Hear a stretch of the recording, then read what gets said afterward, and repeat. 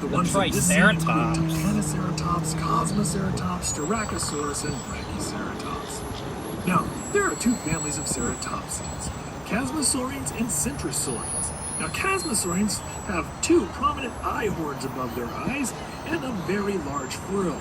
Centrosaurians do not typically have prominent eye horns and tend to have smaller frills, but sometimes they have some rather ornate horns coming out of those frills. Now, if you'd like to learn more about ceratopsians or any dinosaur, you can text your questions to me at 844-DINO-411. That's 844-346-6411, and I'll be happy to help. This armored dinosaur is Ankylosaurus, also known as fused lizard. Ankylosaurus was armored from head to toe with bits of bones on their skin called osteoderms. They are known for having a bony club tail, which was used to swing back and forth as a weapon to deter predators. Scientists have even found a T-Rex fossil with a broken leg that was shattered at about the same height as an Ankylosaurus tail club. This suggests that Ankylosaurus could fight off a T-Rex and possibly even win. The animal here is a Pachycephalosaurus, meaning thick-headed lizard, named after its thick, domed skull. It is often depicted as being used to headbutt each other for dominance, but some scientists think it is more likely used for display, and that the large dome didn't grow until much later in life, which has implications for the next dinosaur in this scene, Draco Rex Hogwartsia. And if that sounds like something from a Harry Potter book, that's because it's from a Harry Potter book. The name actually means Dragon King of Hogwarts, because its skull looked a lot like the skull of a dragon. There are some who think that as this dinosaur aged, the shape of its skull changed, and that what we're really seeing here is a juvenile Pachycephalosaurus. But we won't know for sure until more fossils are found. I've got great news, everyone. Our brand new head of security, Lisa, has managed to locate one of the T-Rexes and lure it back to his area. That's great news because T-Rex is one of the most common favorite dinosaurs. So that means we can actually talk about the T-Rex, the tyrant lizard king, while we have one of them here to look at. Tyrannosaurus rex have the most powerful bite of any land animal, between 8,000 and 12,000 pounds per square inch. They needed such a powerful bite to crush the bones of prey, or even tear through the roof of a car. The powerful bite wasn't the only trick that T-Rex had up its very short sleeve. It also had something called a septic bite. T-Rex had very short arms, so it couldn't brush its teeth. That means its mouth was filled with bits of its last meal, filling its mouth with bacteria. When T-Rex went hunting, it would sometimes bite into prey that got away. If that happened, some of the bacteria from T-Rex's mouth might infect the wound, causing the prey animal to get sick. T-Rex could use its terrific sense of smell to track that prey down.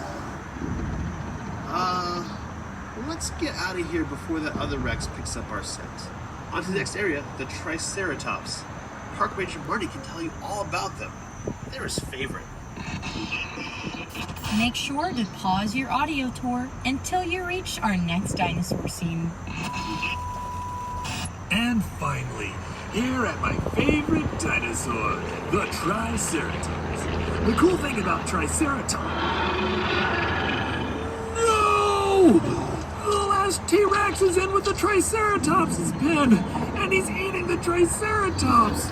Oh no, folks, this is terrible. That's my favorite Triceratops. Lisa, we've located the missing T-Rex. Lisa, do you copy? Oh no, this is terrible. Well, since we're here, Triceratops is an herbivore from the end of the Cretaceous period. That's the same time and place that T-Rex lived. Now, Triceratops means three-horned face for pretty obvious reasons. Scientists used to think that Triceratops used the frill on the back of its head to defend its neck from T-Rex. That seems like it would make a lot of sense, But there's actually evidence that when T-Rex did eat Triceratops, he would sometimes bite down on that frill and pull the Triceratops' head right off. That meant it was less of a shield and more of a pull tab on my favorite dinosaur. Straight ahead. That was still there for some reason. Most likely a display to attract mates or That to one looks scare like away a rival shark. dinosaurs. Looks like a Wait, I megalodon. think that T-Rex is starting to notice your vehicle.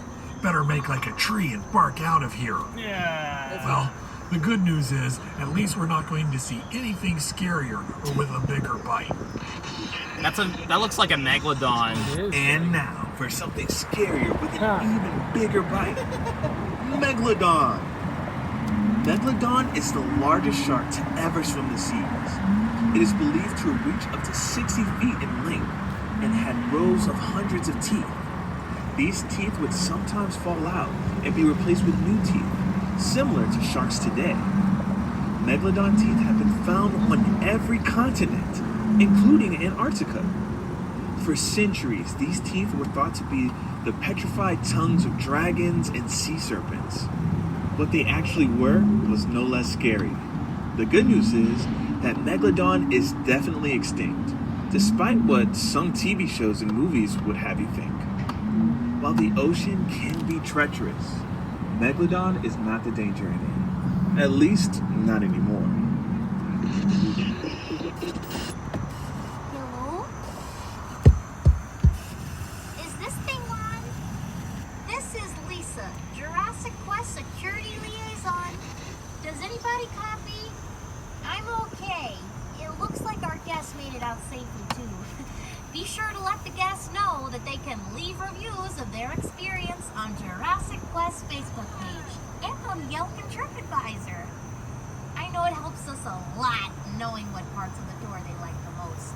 And not getting eaten by the dinosaurs. All of that Thanks part. for coming to Jurassic Quest.